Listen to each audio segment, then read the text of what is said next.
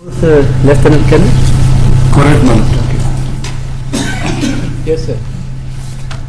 Lieutenant Colonel, in your experience, how many confessions have you made before this one? Might be around about 20. Ngaphandle kwalena ke ngaphambili ke ungasho nje ukuthi ke awu20 ke esama confessions esengiwenzile.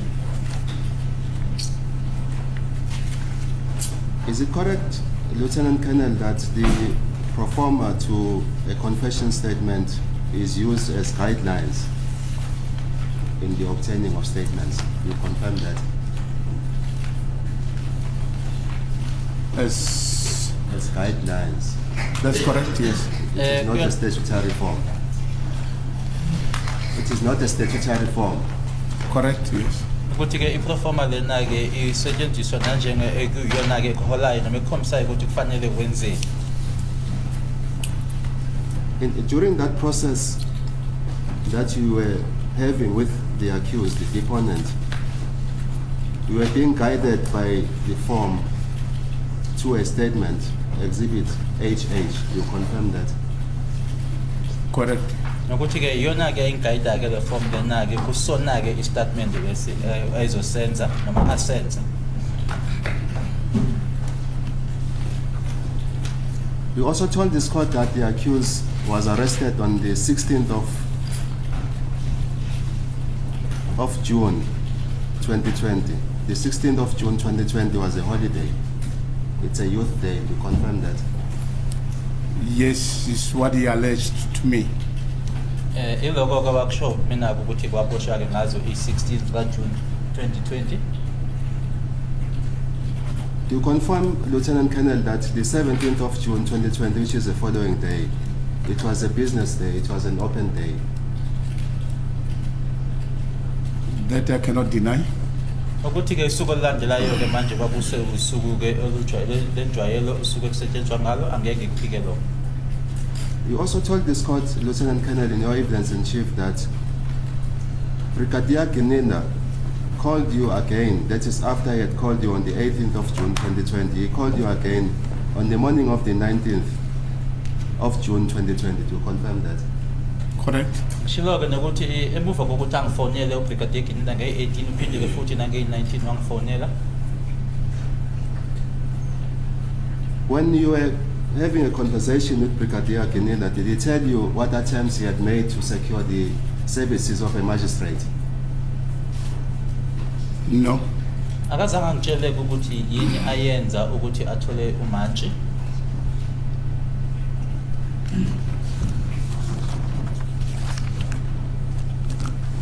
You also confirm that this form, which is used as a guideline, does not provide for the provisions or attempts that had been made by the police who called you to assist in the obtaining of a statement, in the securing of a magistrate. You confirm that this form does not provide That's correct. for the attempts which were made by the person who called you to assist to secure a magistrate. It does not provide that. It does not provide it. Ayikhulumi lutho ke ngokuthi yini eyenziwa ke ukuzama ukuthola imantshi. Let us now proceed, Lieutenant Colonel, to the following page of Exhibit HH, which deals with legal representation. You confirm, Lieutenant Colonel, that the rights which are contained at the top of page 2 refers to the category of persons, that is arrested persons, in terms of section 35, 1A to F of the Constitution. Do you confirm that the rights that you say you apprise the accused of relates to section 35, 1, small letter A to F of the Constitution? You confirm that? I cannot be specific about the sections, but what I can say is that the rights that are given to him is for the purpose of a trial. Ukuthi ke lama right ke ukuthi aphansi kwayiphi ke section leko angeke qinisekise kodwa ke lama right ke alana ke la engithi ngamtshela wona ke ama rights aphathelene nalo ke icala noma uqhula kwecala. Lieutenant Colonel, what is your home language? Sepedi. Lami ke iSpedi. Do you confirm that yesterday you told this court that you understand or understood isiZulu because at some point before you joined the SAPS, you stayed at the hostel, so you understood isiZulu very well? Correct. Ngishilo ke ukuthi ke ngihlezi ke ehostel futhi ke isiZulu ngisazi kahle. Can you then go to paragraph 1, Lieutenant Colonel? That is the first right that you apprised the accused of. You told this court that in terms of section 35 of the final constitution, you apprised the accused or the deponent of the following right: that he was informed of his right to remain silent and warned that anything he says may be held against him in a court of law. I'll just stop there for now. Can you please then translate in isiZulu for the benefit of the court as to what? Not for my benefit, my mother is Zulu. For the benefit, for my benefit. Yeah, Yes. not for mine. Yeah, I'm sorry, my lord, I did not know that your mother is Zulu speaking. Yes. Ngutogo For my- ufi. Pardon, my lord. Ngutogo ufi ngesiZulu.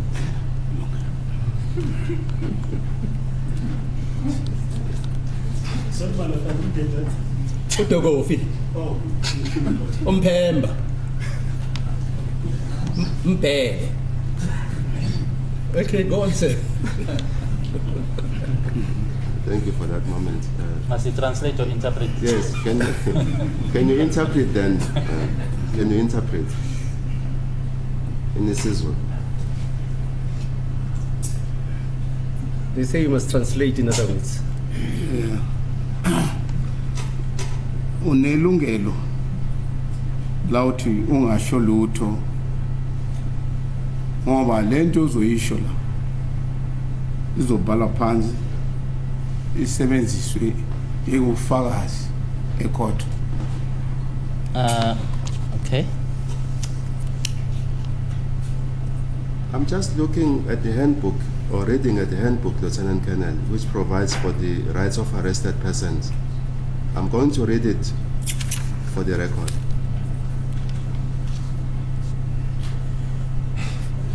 Section 35 deals with the rights of arrested, detained, and accused persons. Section 35(1) reads as follows: everyone who is arrested for allegedly committing an offense has a right, small letter A in bracket, to remain silent. Small letter B, to be informed promptly, 1, that is Roman figure 1 in bracket, of the right to remain silent, and Roman figure 2, of the consequences of not remaining silent. I'll stop there for now.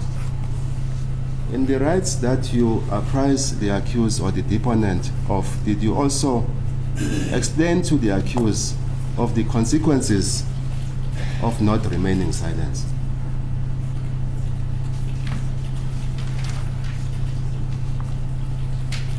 Yes, I understand. So my question, Lieutenant, was the following.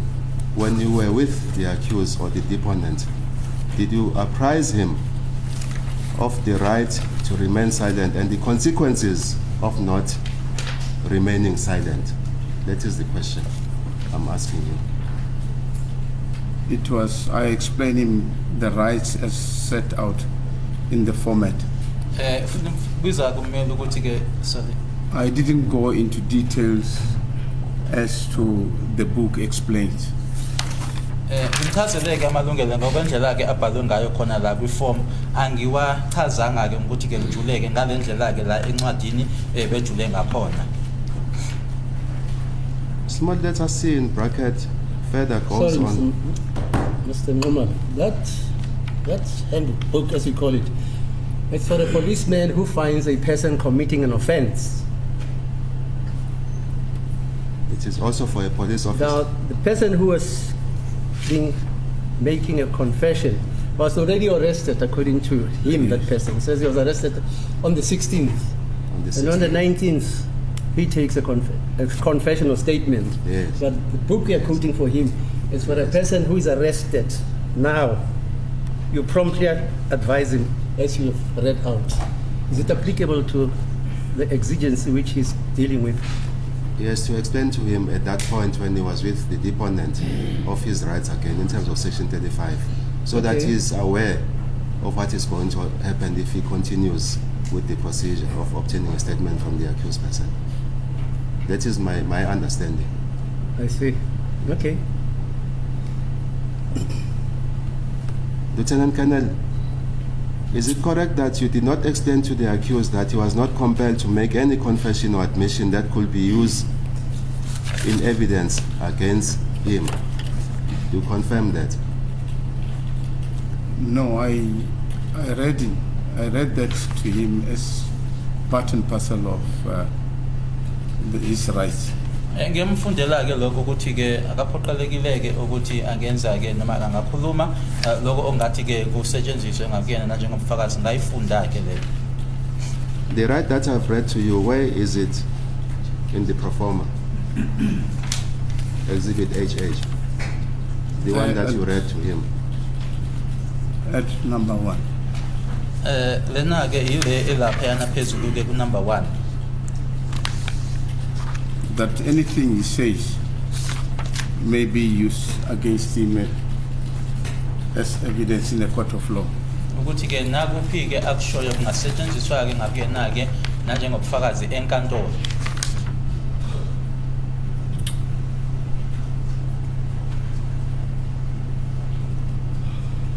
Let us move on, Lieutenant Colonel, to paragraph 12 of Exhibit HH.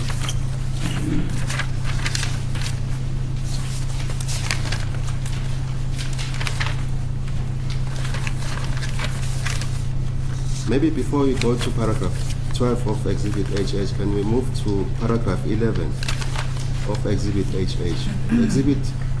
Paragraph 11 of Exhibit HH reads as follows. That is the question that you pose to the deponent.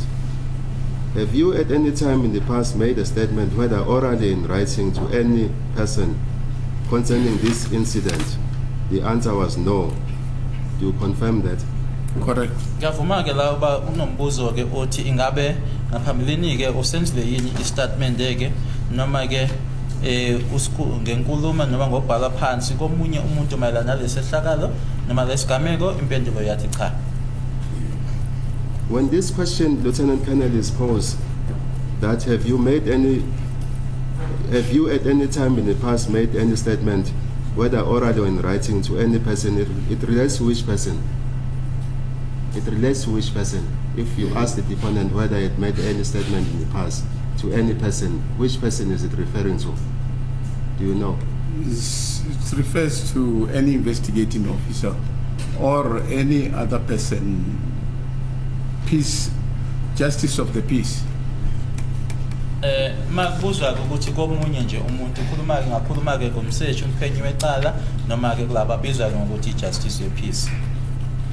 If it were to include the investigation officer of this case, it will mean that when the accused or the deponent responded to you, he told you that he had not made any statement to the investigation officer in the past before he appeared before you. In overall, he has mentioned to me that he has not made any statement to anybody. Ewayekusho ke la ukuthi kazi nje enze istatement yake nakuphi umuntu. If he were to make any statement either to the investigation officer or any person, it could be the justice of the peace. It could be at the time of the interview before he appeared before you. Do you confirm that? That's correct. Uma kuwukuthi ke wayesenzile ke ngaphambili komunye umuntu noma kubanike lokho akuzosho ukuthi ke ngaphambi kwakuthi azokhulumisana nami. At paragraph 12, you also asked the deponent whether he was under arrest, and he confirmed that he had been arrested on the 16th of June 2020. Was it in respect of this case?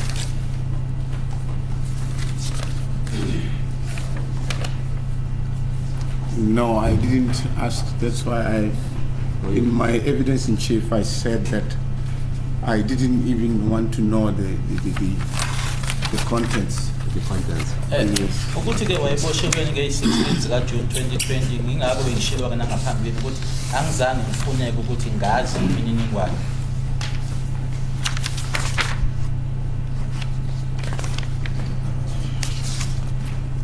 At paragraph 16.1 of Exhibit HH, that is observation of the justice of the peace. I'm sorry. What did you observe? What were your observation? 16. It starts at paragraph 16. Are you at this moment under influence of any liquor or drugs? The answer was no. Then at paragraph 16.1, observation by the justice of the peace, that is yourself. I see that there was no response there. What did you observe? What were your observation? The observation was based on the issue of assault. Mangithi ke yini engayibonako okanye mangimbheka ke lokho kwakuphathelene noma kwakumayela ke nodaba lokushaya. No, I'm sorry, Lieutenant Colonel. 16.1 deals with the following question that you posed to the deponent. Are you at this moment under the influence of any liquor and or drugs? The answer was no. So 16.1 is a follow-up to the question as paragraph 16. What was your observation with regards to the paragraph? No, I understand. I'm sorry I made a mistake, my lord. The observation was that the accused person was clear from any usage of drugs, and it was in the early hours of the morning. It was clean and at ease. Angakubonaka noma uma ngimbheka ke ukuthi ke kwakungekho ke inkomba zokusetshenziswa kwezidakamizwa futhi ke kwakusekuseni njena futhi ke eclean. Thank you, Lieutenant Colonel. Thank you, my lord. I have no further questions. Thank you, Mr. Mshololo. Thank you, my lord. My lord, I'm not ready to resume with my cross-examination at this stage. My lord, this morning I was furnished with a statement by the state, which is the statement of Sergeant Mohane. The statement, my lord, relates to the arrest of the witness, of the accused that you are dealing with, and it relates to the detention, respectively, of the accused. Therefore, my lord, I'm asking for the permission or for time to compare the statement with the OB book entries. It was given to me when we were already here. I'm not sure with other defense counsel, but I'm talking for myself, my lord. Mr. Louis. Yes, I confirm that, my lord. I received it this morning, and I made copies for all counsel and explained to them that I've also just received it. So what time do you need, ma'am? How much time? My lord, maybe we can adjourn until tomorrow because I need to get the books from the state. I think they are here in court. Then I can use the afternoon to peruse the OB books in respect of this statement, or in respect of the content of the statement. Yes, Mr. Colonel. We have no objection against that, my lord. The other counsels, Mr. Gomez, Mr. Nisi, and Mr. Nimalo. No objection. My lord, I confirm as well that the statement was furnished to us in the morning, and in the light of its contents, my lord, we'll also seek to consult with accused number 2 because it specifically relates to his arrest and detention. Yesterday, my lord, will recall that I managed to peruse the original registers, the OBs, the footage pertaining to both accused number 1 and 2. However, my lord, we still also are waiting for Morocco, where the accused person was initially arrested, and after the alleged assaults, he was taken to Primrose. So we are also looking for the registers for Primrose as well. We haven't been finished with those, my lord, as the court pleases, my lord. Okay. Are you available, Lieutenant Colonel, tomorrow? Yes, my lord. My Lord, I can just mention that issues relating to a trial within a trial are raised only when the statement is handed up. So new issues arise and the state becomes for the first time of the issues, those issues what the defense of the accused is, and hence the statement was only made yesterday and finished to us this morning. It addresses the issues that were raised recently in the trial within a trial. Okay, because of those reasons, this court is reluctant to just postpone matters. As you know my attitude, that I don't want it to be said that I'm impeding, infringing the rights to a fair trial of the accused. So I'll accede to the postponement until tomorrow at 10 a.m. Okay. I support this.